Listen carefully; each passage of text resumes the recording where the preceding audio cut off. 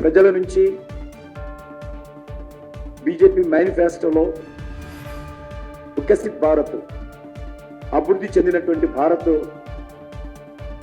మనం అందరం చేరుకోవాలంటే మీ సలహాలు ఇవ్వండి అని ప్రజలను అడగాలని నిర్ణయం తీసుకున్నాం. ఎందుకంటే ఈరోజు ఒక లక్ష్యంగా పెట్టుకున్నాం.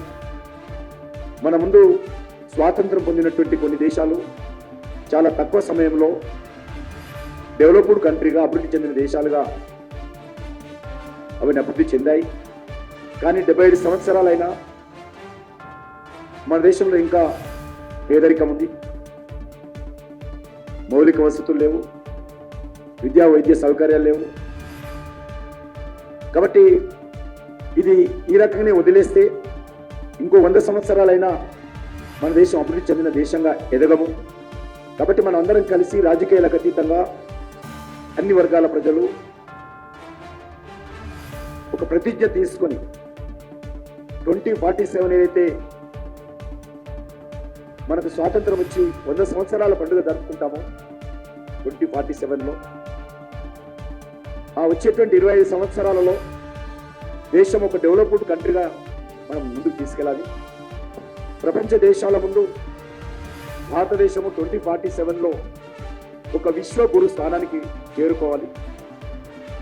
దానికి మనం అందరము అప్పుడు ఏ పార్టీ అధికారంలో ఉంటుందని కాదు ప్రధానమైనటువంటి అంశం. ఎవరు ప్రధానమంత్రిగా ఉంటారు, 2047 15 ఆగస్టుకు ఎవరు ఎర్రకోట నుంచి జాతీయ పతాకాన్ని ఎగరేస్తారు, అది ఎజెండా కాదు మనకు.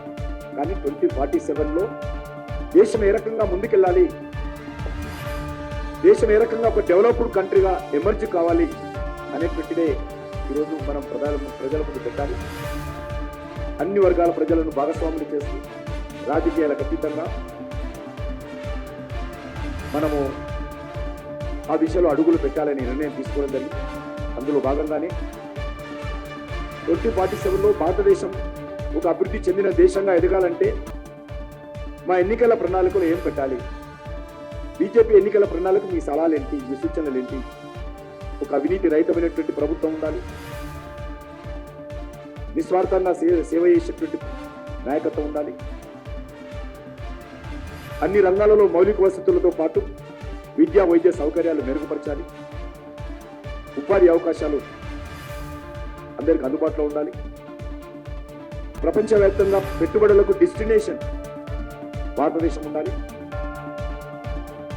విద్యను అభ్యసించడానికి బెస్ట్ డెస్టినేషన్ భారత్ ఉండాలి ప్రపంచానికి. మన విదేశాల ఉద్యోగాల కోసమో విద్య కోసమో మనం వెళ్ళొద్దు.